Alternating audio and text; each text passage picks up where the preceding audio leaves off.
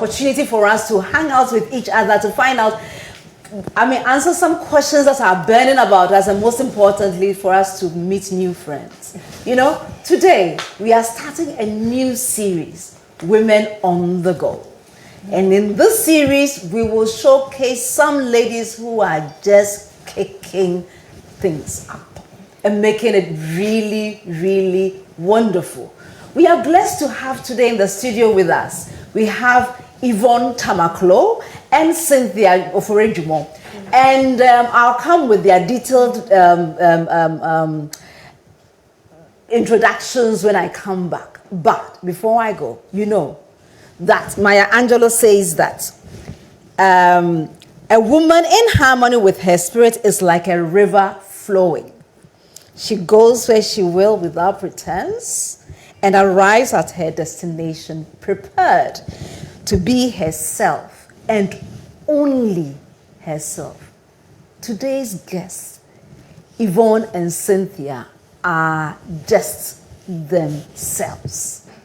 And we will see that when we go into this. And most importantly, when you bring in a marketing guru, communications, experiential marketing, there is no conversation that is better than how we can grow our individual businesses and our brands.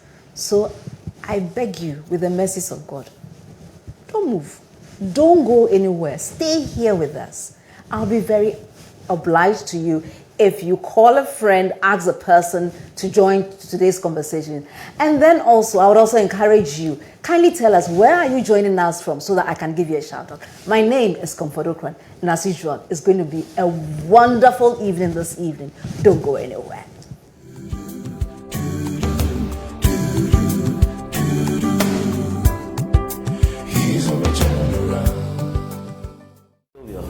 Get me York's rent a car. I need a car in 15 minutes.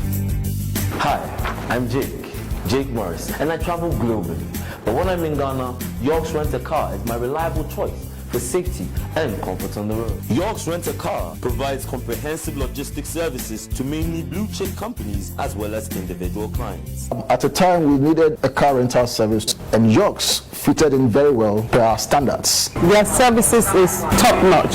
Drivers are on time. It was beautiful to see them behind the wheels. And anytime they pick up a guest, the guests were very, very happy. The car is in. Already? Yes. Excellent. York's Rent a Car provides services and expertise that include meet and greet services at the airport, car rental, driver personal outsourcing, and vehicle detailing. What's the problem?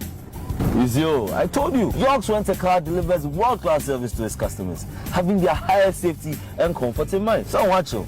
Go of us are open for him. York's Rent a Car runs 24/7 operations where customers can make car reservations and inquiries of our services online and also call our hotline.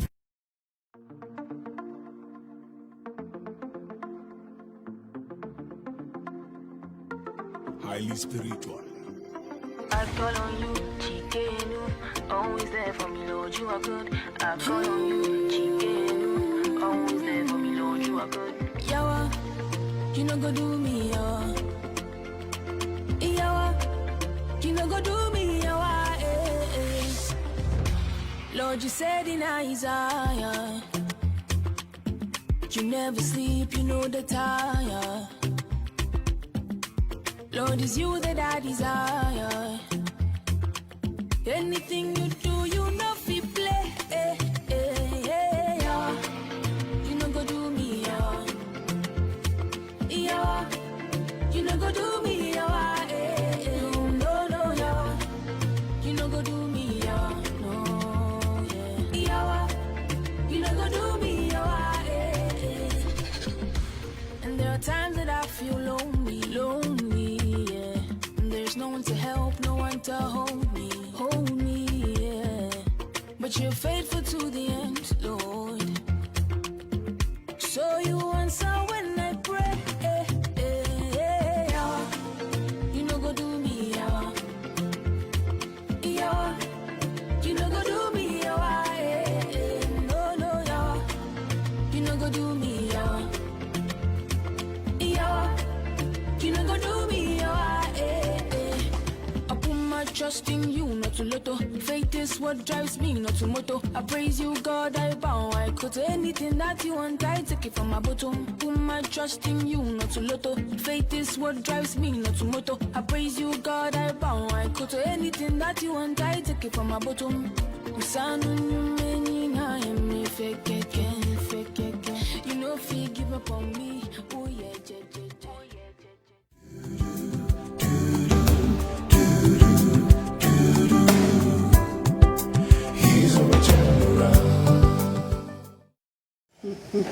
When you have people who have magic in creating their success, there's only one way that you can describe the engagement: scintillating. So let's dive right in. We have to my immediate right, we have Yvonne Ocloo.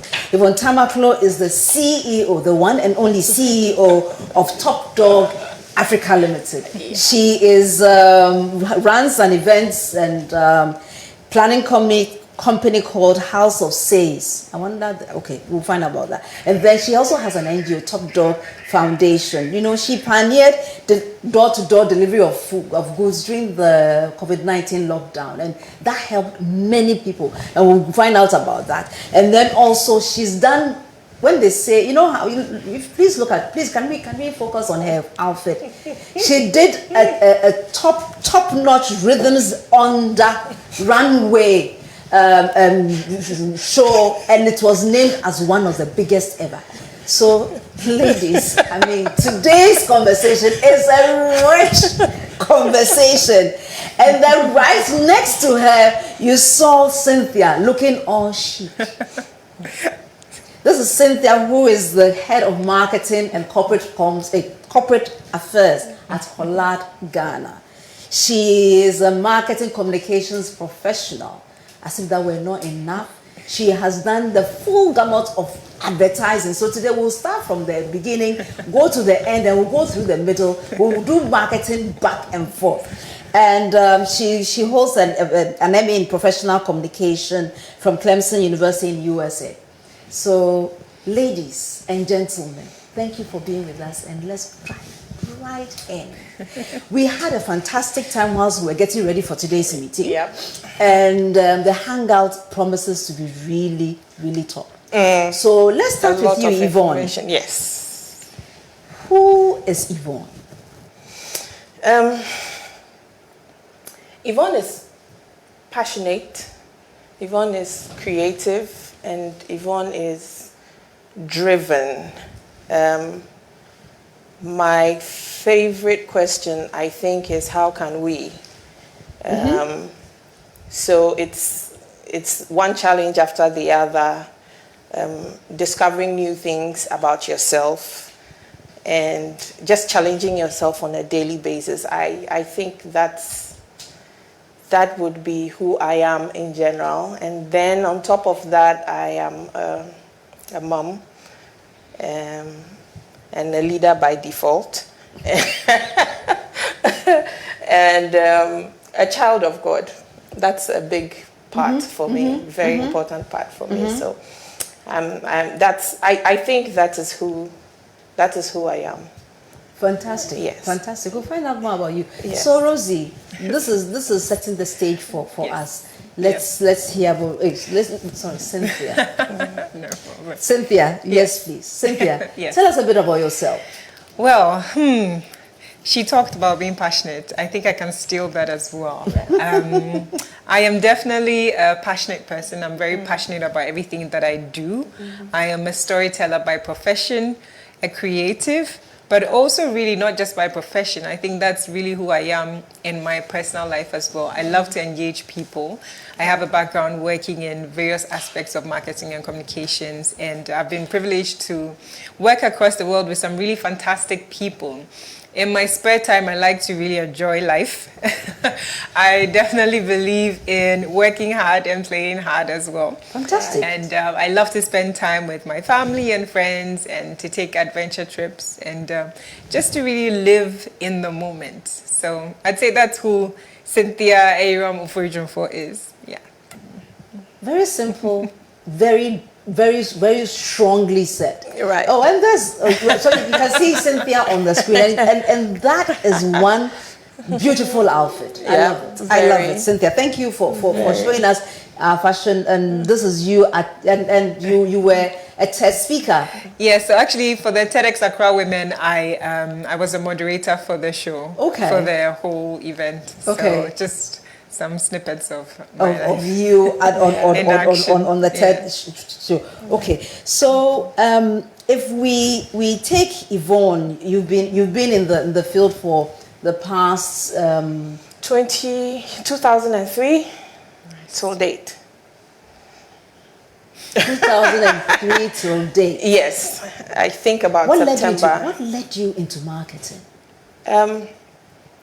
I think it found me, and I enjoyed the relationship. So once upon a very long time ago, yeah, that's a good one from way back, in Legon, somewhere in level 200, I was looking for things to do beyond academia, because I learn by engaging. I do not absorb as much from reading as I do from doing.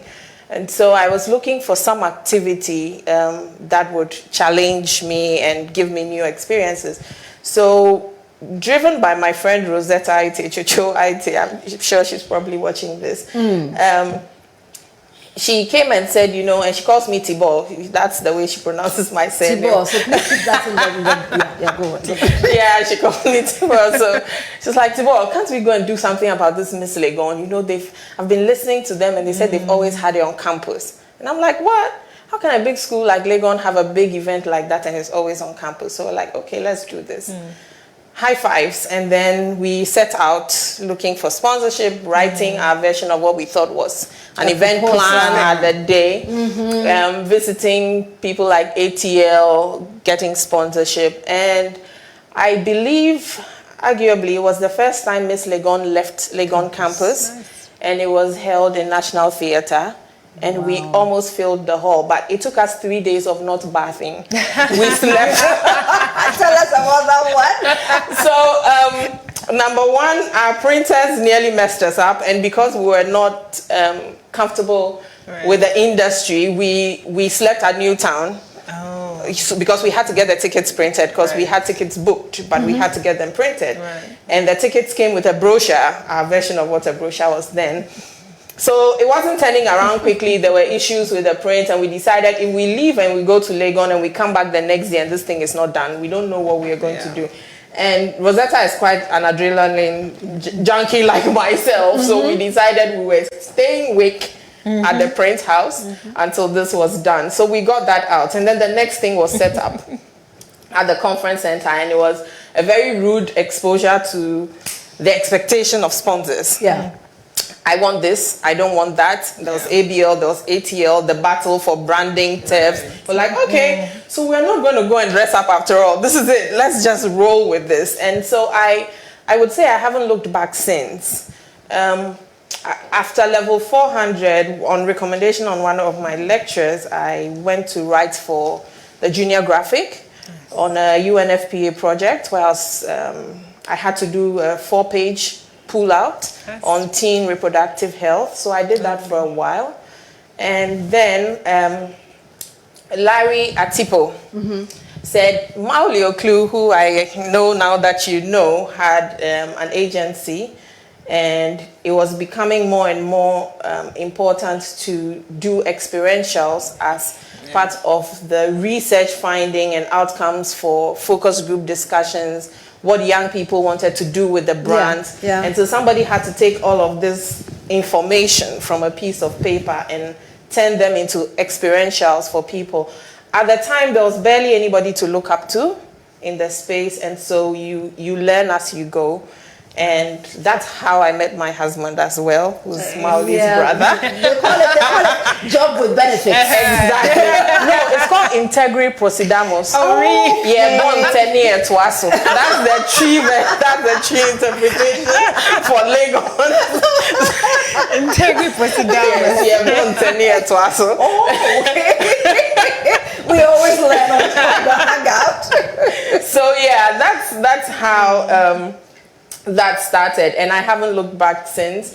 I was blessed to work with somebody like Tucci Goka, and it's been on the road producing Nescafe African Revelations across Ghana, across West Africa. So pretty much I haven't looked back since. Fantastic. Yes. I know that Cynthia was more, step by step. So she made sure that she first finished this one and then went to do another course, and then she got a job. Cynthia, I'm sure that is how yours was. I wish. Okay, then tell us yours. So I would also say that I kind of fell into it. So much like you. Before you continue, that means that, those of us who still haven't discovered what we really want to do, where we want to go, there's hope. Yeah. Don't feel that the end of the world is here because you really don't know which way you are leaning. Yes. Because Cynthia will tell us. Absolutely, and that was exactly my story. I mean, by the time I finished university, my first degree was in economics. Okay. I thought I wanted to be a management consultant. I mean, I had my life figured out in some ways, but then the truth was I couldn't really be certain that was who I was. So I just I think everything fell in place at some point because I traveled, I did some work, came back, did my national service again. And, by the time that I realized, I was gravitating towards marketing communications just by doing the things that I was good at. Okay. So oftentimes, young people think that they should be so certain. I mean, apart from management consultants, I also thought I wanted to be a lawyer. I wanted to be a journalist. I had a whole list, to be honest. I had a whole list. And what I discovered along the way was that as I started to do things that I was really good at, I actually started being more and more successful. Yeah. So one thing I realized was I couldn't work in a bank like my friends because routine was not my life. So I quickly realized that my love for, creativity, my love for new things, for, just having a challenge was so vital to me. And, after I did my national service, for instance, at the Ministry of Communications, which was fantastic for me in terms of learning how to just, engage with the public sector, understand the workings of the public sector. Yeah. And way before that, I'll be honest with you, my journey, my actual working journey, my career started long before that, if I'm really honest with you, because when did it start? When I finished uni, I went to beg for a job at Woodin. Okay. Actually, when I finished SS, I went to beg for a job at Woodin. Right. SS. Not uni, SS. Yeah. Okay. I went to beg for a job at Woodin. I took a trotro and I went to the Woodin office at Tema to say that I really have to be a sales girl in your shop at Osu. I didn't get the Osu store, but what I did get, I got the trade fair. So what happened was I did trade fair for I think two different sessions. This is you at SS. Yes, this is me at SS. Okay. I was girls prefect, so I was trying to be serious. As head prefect by that time, I was trying to represent well. But so after SS, that's where the journey began. And because my family was very encouraging, I explored a lot of things. I tried to see if I could get into radio, for instance. So that's where it started from. Then when I went to uni, it's always been who I am. I've been very active in school. I've always participated in so much. Yeah. So anybody who went to tech with me, will tell you that I was all over the place. So even see sports, I throughout my university career, I did a lot on campus, but I also spent all my summers working. Okay. So that also helped me in determining my career down the line because I would do we used to call Boba job. You travel, find money, you go and work in the UK. I have done it all. I mean, sometimes I tell people that you don't know where I've been. I don't look like where I've been. I have done security, which is the funniest thing I've ever done because I was very skinny wearing a security jacket, feeling very cool. Which one is this one? This is one of my adventure activities. I love to take time to be adventurous. But so I did a lot. I did all the beggar flipping, the till, and all of those experiences taught me so much about how to really just manage, in terms of activations, manage things on the ground. I mean, I did some wedding catering, wedding waitressing, and it's so funny because when I look back at it, it's almost like wow. But then at the time, I didn't realize that those were character building experiences, and they were leading me to where I was going to be. Right. So eventually, in the UK, after uni, after doing every summer working. After uni, but of course the working was good because when you come back to school, you have money, you have pounds to melt. You have money in your pocket. All the midnight working, cleaning, mopping the floors for the Burger King and the McDonald's. I did it all. Burger King, McDonald's. I used to work at the till, and then you have to clean the floors and everything. But all of that. When I finished school, I moved to the UK, tried to get into a bank, actually. So that's when I realized that it wasn't going to work out. Ended up in a pharmaceutical company. But it was also a really good experience because I was liaising and I was doing interactive work that taught me how to just work with inventory. And then, of course, after that, my marketing journey started after national service when I got into a management consulting firm. In that firm was where I realized my creative side. In fact, my boss, PMC, Phyllis Maria Christian, was very vital because she said, you're a very creative person. And at the time, I didn't realize that everything I was doing was marketing related. So I started ending up doing most of the marketing communication aspects. And then I went to do my master's. And then after that, it's been one agency after another to another. So, you know, so many communications aspects. Fantastic. So then, in both of you, what I hear from you is that yes, indeed, it's good to know if you are very good to know where you are going to, but then the opportunity to experience different aspects and see which one suits you best helps you fall into what you are passionate about, and based on that, you excel in what you do. So therefore, you would look at you from the marketing perspective, and we look at you from the communications perspective. I hope you agree. So as a marketing personnel or a professional, what are the key things that you should do or you do? I think fundamentally you are one thing. You're a problem solver. Problem solver. Yes. Okay. You're a problem solver, and everything else falls under that. Meeting targets of different kinds depending on what you're trying to sell and to whom. So I think one of the biggest things you need in this space is to be extremely open-minded, because you wake up every morning with a blank slate, because yesterday is gone. You have no idea what you're going to do today. Especially from the agency point of view, you don't, when your phone rings next or you get an email in your inbox, you have no control of what sector, what industry, what profile of consumers your next brief is going to ask you to deal with. So today, as I speak to you, I have had conversations about pharmaceuticals and trying to rebrand and reposition drugs for erectile dysfunction. I've had that conversation today. Then I've had conversations about flavored yogurts today. And then I have had conversations today, about branding a fuel station. Different things, different sectors. So you can't even say that I can't afford to understand what the fuel sector requires or the oil and gas sector requires as against the pharmaceutical sector, as against the last. Exactly. You need to know your people, your consumer.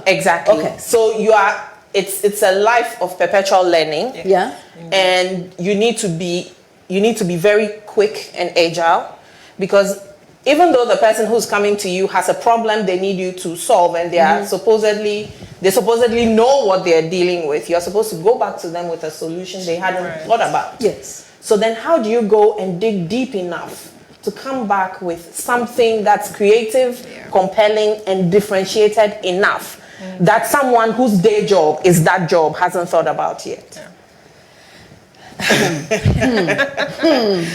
for the record, like Cynthia, I've been through it. Like I come from a long line of creatives. So I've apprenticed in a hairdressing salon. Yeah. I have sewn. Wow. My mother cooks, and so I've catered. And so today, when you say conferencing and you're telling me about 300 guests and different diet profiles, it comes to me naturally. But then until we have a conversation like this, you don't realize how far back those skill sets were built.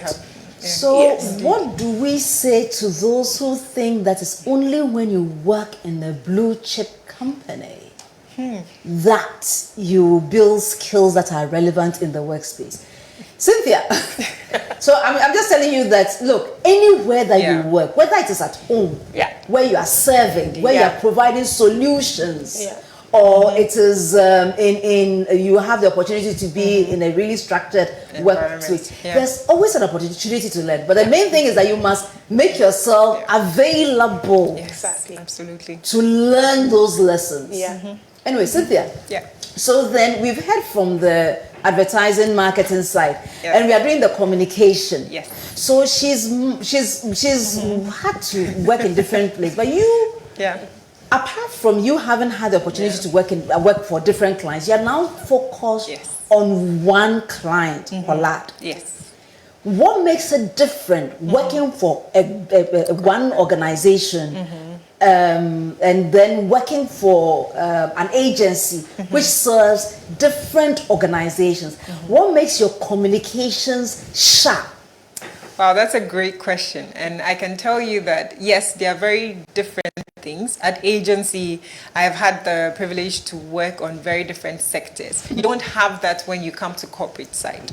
Now, what happens at corporate side is, thankfully, because I have that variety of experience and that exposure, what it means is that I'm able to bring that exposure of experience to bear on what we are doing at Holland. So now it means I'm just focusing. It's a tunnel. It's a funnel. I'm focusing all my efforts onto this one brand. And thankfully, the brand is a very vibrant and flexible brand. So it's enabled me to do more with it, to go to push the envelope, to look outside the box, to effectively take the learnings I've had from, for instance, mining. And like Yvonne said, today you're doing mining, tomorrow you're doing something else. All of that has enabled me to do better at corporate side. So I'll tell you that one of the things I often tell young corporate communications people is, I tell them that if you can, work in an agency for maybe just 2 years. Because when you work in an agency, the variety of experience gives you so much. It gives you so much skills that you will use that is valuable for your future job at corporate side. Whereas when you're at corporate side very early on, you're not exposed to different aspects of communication. You may also be limited to one way of thinking because your thinking may be skewed towards the industry that you're specifically in.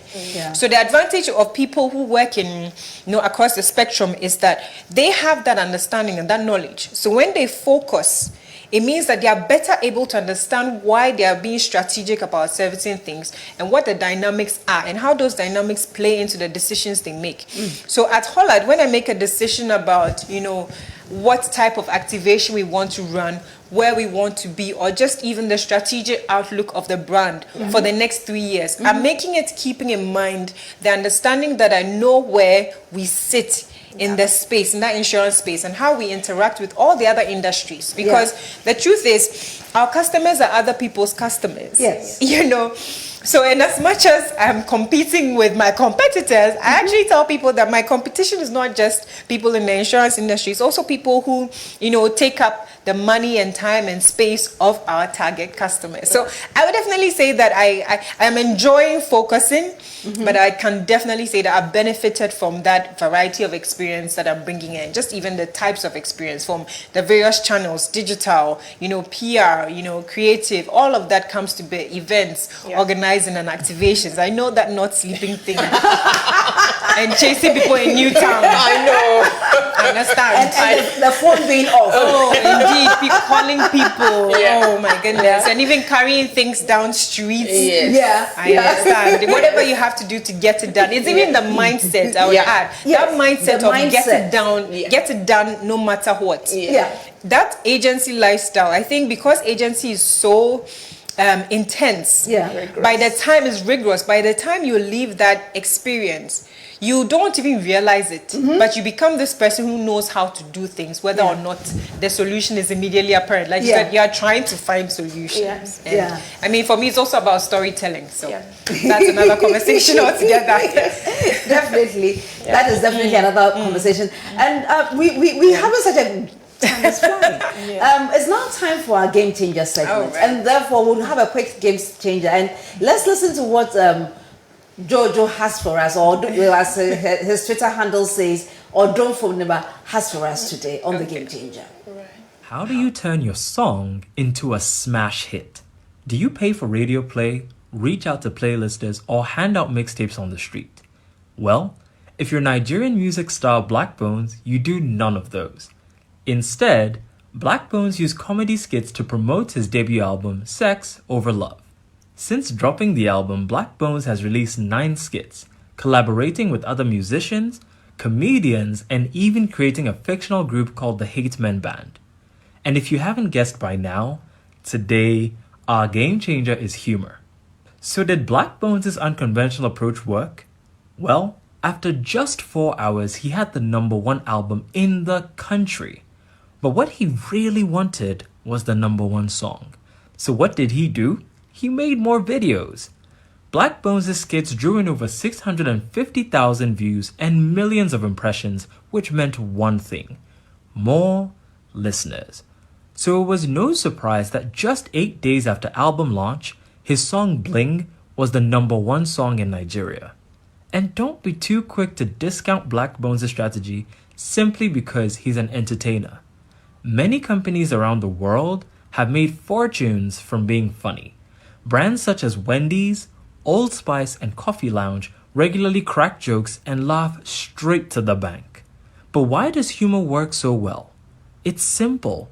Humor makes your brand relatable, memorable, and shareable. And the stats back this up. Since the start of the pandemic, 58% of customers prefer ads that make them laugh. So as you build your brand, don't forget humor, because being funny makes money. This has been the Game Changer with Jojo Ocran. Have a phenomenal week. Fantastic, Jojo. I like the fact that it's memorable, shareable, and it makes you want to indulge. And I think, will that tie in with your experiential marketing? I just want to find out from you, Yvonne. Yes, very much so.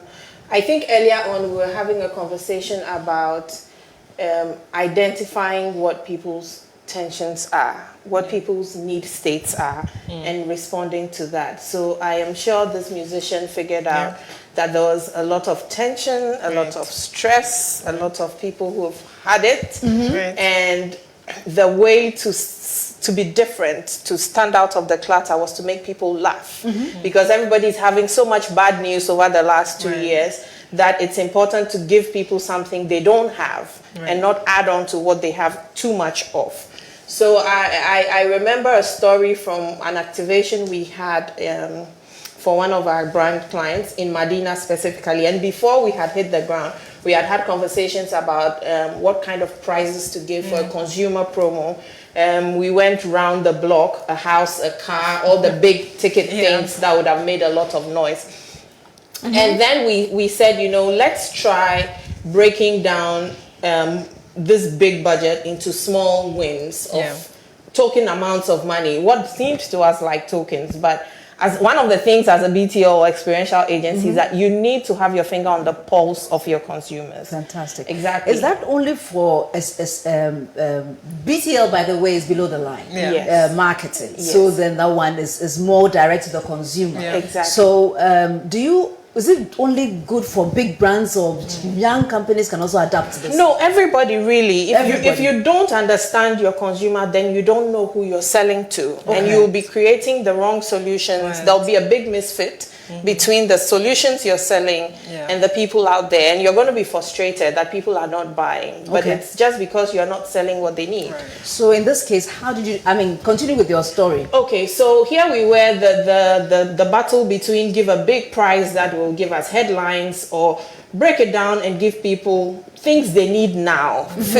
answer the need state today. Right. So we got the permission of the client to try this, and let's see how it works. So you make a transaction, you buy, you get into a draw, and then you win. And we were giving away 50 CDs, 100 CDs. So there was a woman who was so excited. She tried once, didn't win, tried again, then she won 50 CDs. Nice one. And she was fantastic. Yeah. And we're like, why? What's the story? What is this going to do for you today? Also, Mwajimi Fufu, Banche 10 CDs, Brodier 10 CDs, Meto chicken 1 kilo, ni akoko kakra, no ma wo fufu, and then krano minimum yebedi fufu. We're like, okay, here is our reality. Then there was another guy who was selling jeans, false jeans, around the banks in Medina. He came, he tried, he won 200 CDs. What are you going to do? Perfect. Oh, me ton jeans. Inti nyomane besa, inti mediwe beka hunma kofe biya bebi.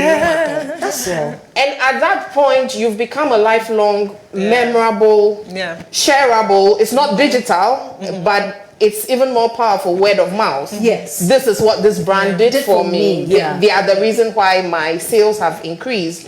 Or they are the reasons why I had a good meal with my family today. Right. And that bond is built. And there's not much that you can do to take that away. It's done. It's stuck. It's done. It is stuck. Yeah. So in this case, if I am an upcoming brand, let me please, I beg you, forgive me today. I've not shared your stuff, but here we are. We have Janice Nkwamil saying that Yvonne is simply unstoppable. and Charlotte, thank you for listening from Tema Community 25. You are awesome. Thank you for being there. And Thompson Intigbe, who is a scholar, says that my eyes are glued. Nice one. Yes. Yeah. And then Promise Fiajibe says, good evening, ladies. I'm listening to you live from Shaman, Lebanon. And Promise, the other day, unfortunately, I got the news that Promise your father passed, and our sincerest condolences from the studios. I believe that as we go on, you share more with us as it goes on. Fantastic. So we continuing this program, and you are on the SpringBoard Hangout, and we are hanging out live today with Yvonne and Cynthia. Yvonne is with Top Dog Africa, and Cynthia is with Holad Ghana. She's the head of communications, and this is the chief Oga Madam SF for Top Dog Africa. Fantastic. Yeah. So then here we are, and we've seen how marketing and understanding what the heartbeat of your client is, so that you can offer those marketing things that help the person connect with your brand. Exactly. But with you, if you've connected with the brand, and then the person says, okay, I want to work with only you, how do you ensure that you always, your marketing or what you are selling meets what you are saying? Yes. Matches what you are selling. How can we avoid the issue of overpromise or saying things that your marketing says things? How does that affect a brand negative? Let me say, how does it affect a brand? Absolutely. Now that's why it's important for marketers to be fully plugged into the business. If you're not fully plugged into the business, you would come out selling a story, selling a brand that is not exactly accurate. So you always have to understand where the business is at, what the changes are in terms of the product, and how it's being managed, and how customers interact with the product. So if you have that understanding, you're better able to craft a story that makes sense and not to oversell. Because like you said, the worst thing to do is oversell, sell an unrealistic thing, and people come in and their experience is completely off. So there's that understanding, that there's that connection between the customer experience and then the story that you're telling, and how you're telling it, and where you are interacting with those customers. So it's absolutely vital. And for me as well, what's important is, after telling the story, after doing the marketing, after doing the advertising, it doesn't end there. There's also that sustained thing where you go back back, you're talking about customer experience, you know, you're engaging customers. It's not just, oh, let me throw the information out there. It's also, what do people think? How are they interacting with the information? If it's not working, do we need to tweak? And those are actions that you need to take as a marketer. If you're not plugged into the business and you sit on the side, it ain't gonna work. It's not going to work. You know, it wouldn't influence bottom line. And we all know that at the end of the day, bottom line is important. You have to show your value by understanding the business and being useful and valuable. So at some point in time as a marketer, you would find that you would have to advise the business and say, this is the feedback we are getting from our customers or our target audiences. This is how they are interacting with our products or our service. And then say, I trust that, you know, we have everything going. However, we need to explore this and explore that. So that, just even that ability to perceive comes from, you know, being a skilled communications person or a skilled marketer, because you are always in tune with how people feel, with how your target audiences feel. You literally have to experience what they experience in order for you to do a great job. So I tell people that they won't believe it, but I actually sometimes take trips because I love adventure. I can take trips. Recently, I think a year ago, before COVID, I took a trip with one of my friends. We called it Journey to the North. We took a backpacking trotro trip through the north to Burkina Faso. And someone would say, that's crazy. Why did you do that? And I was explaining that, you know, the value is in the experiences. There's something about sitting in a trotro with the goats behind your back, you know, and somebody squeezing with their child, almost putting their child on you. And then just the smell of Kobe. And, you know, at a certain point, sometimes you lose that. That's the truth. You sit in your air-conditioned car, you've been working, you've been doing fancy campaigns, you lose that understanding. So as a marketer, it's good to connect and sometimes just observe. You know, so you're not just observing on social media and, you know, scrolling through pages, but you also have to get out there. So I tell people that, you know, sometimes too, you have to go out, have fun, because all those interactions influence. You can't come back and tell your business that I don't think this is working if you don't understand it, if you don't understand how people are engaging with it. So through and through, it's absolutely vital that a marketer can be that important connection. And it doesn't end at the advertising and then the storytelling stage. It has to continue beyond that so that we don't oversell. And you make sure that even at a point where customers are not getting what they want, you're able to come up with quick solutions and influence the business decision making. You'll be able to influence the business decision making. And I tell you, this conversation is a very important conversation. The Women on the Go series is being done in partnership with Executive Women's Network, EWN. And so now we'll swing our lenses a bit to what is going on in our lady space. Our lady space in terms of the fact that we have.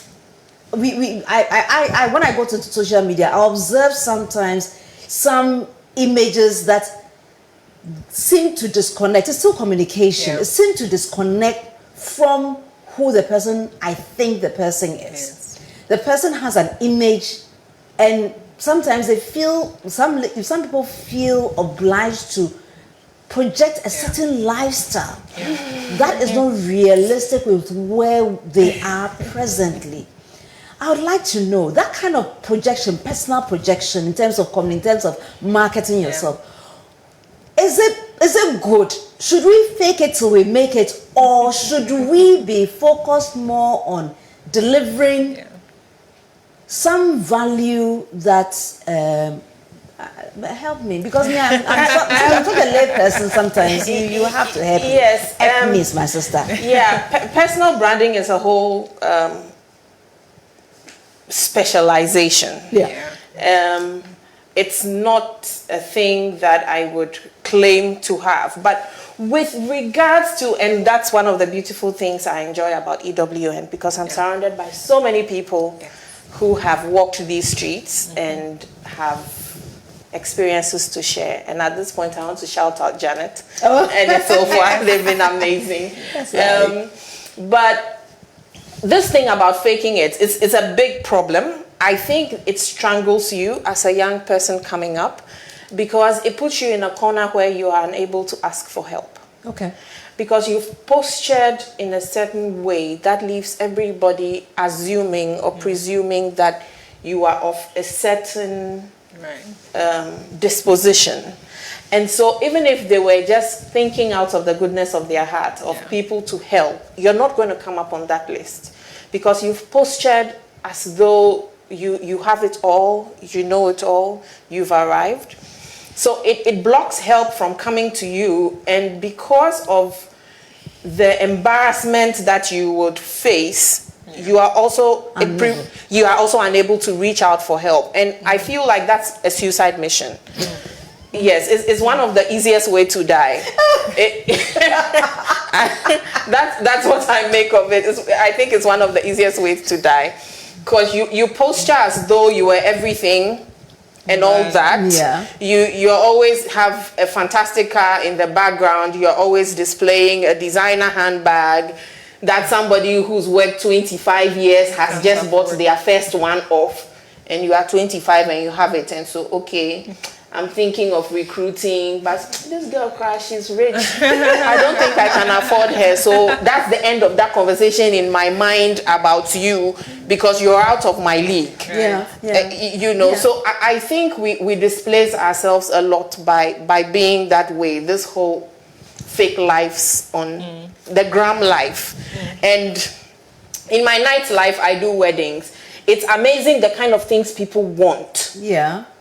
And when you give them the bill, then for the gram, you know, somebody came to me once and said, "How much will something like the Kenzie wedding cost?"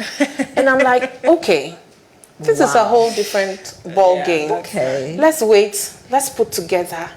Just from my walking the streets and not putting an estimate together, do you have like $100,000? It's like, oh, sir. Like, yes, and sir. And more. Exactly. So we need to be true to ourselves. We are dying slowly. We are getting bottled up. We are doing all kinds of outrageous things because we are building unnecessary pressure on ourselves, I think. When you have a tough question to ask and your time is up, what do? You sneak it in. You sneak it in. Okay. So, Cynthia, in this case where we have, so how do we let reality? How do we ensure that we are real to who we are? Okay, so I think we should look at it two ways. The first way is we need to look at the word authenticity. Authenticity. What people need to keep in mind is that nowadays the people who excel online or digitally or have personal branding that resonates are people who are authentic. Now, authenticity means that you're not just pretending and being fake. You're being real. You're presenting yourself. You're presenting who you are in different spheres of your life. You are actually creating stories, telling stories, and sharing stories that resonate with the people that find you influential. So understanding that and need to be authentic in itself is one way of growing your influence and your reach on one hand. Now, on the other hand are the people who consume all of this. Right? The people who get influenced by the shiny stuff. You know, even for you as a person consuming this stuff, you also have to understand that the world is not what you see it at any point in time.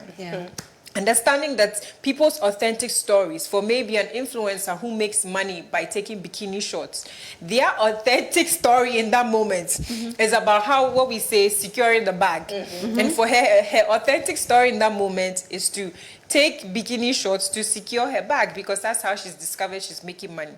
And understanding that as a consumer of that content, knowing that does not define and that does not definitely mean that every day she's hanging out in a fancy beach, at a fancy beach, or she's not always living with the designer stuff. Just knowing and understanding that the world is not what you are seeing, because we are living in a very visual world and you can't always take things at face value. That knowledge will help you to move effectively through life, through this highly visual culture that we are currently in. And whether it's online and even offline now, because nowadays whatever's happening online is moving offline as well. Yeah. Reason why people are asking for Ken City weddings. If you really understand that somebody else's story, you won't be asking to replicate that. So that's sneaking in the answer. Thank you very much. You did a fantastic job. Thank you, Cynthia Ofori-Dwumfuo, for being with us. And then Yvonne Ocloo, thank you so much. I mean, you've made our evening so much fun and yet so filled with the marketing germs that we can't just throw, we have to use. So, dear listener, thank you so much for being with us. And viewers, this program will show on we are live. Will be on ETV, and we definitely would make a time to be with you as well. I would like to thank Reverend Ocran. Do watch out for the SpringBoard Virtual University this Sunday. It will have Reverend Patricia Sako, who is our guest for that. And I would like to thank my phenomenal technical team for making this one another beautiful show. Thank you, EWN, for loving us. Thank you, EWN.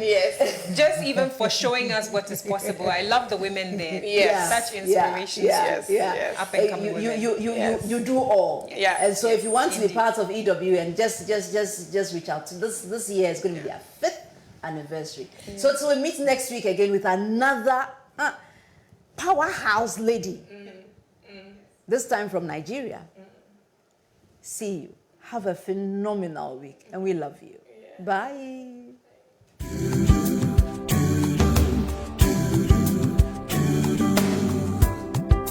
He's on a turnaround. Whoa, turn around. Turning point. He's on a turnaround.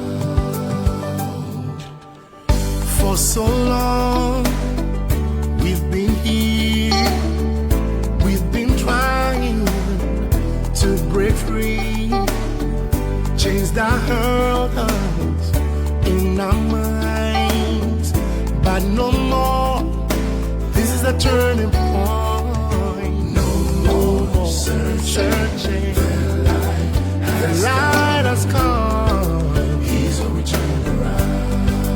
Come on, turn around. No delays. Time to move on. Time to move on. He's gonna turn around. Where we are, where we going? Wrong decisions, wrong direction. Time to make the right changes. Whoa, come on, Africa. This is the turning point. No more searching. The light has come. He's on turn around. Move out of darkness. No more delay. No more time to move on. He's on turn around. Here's where we turn.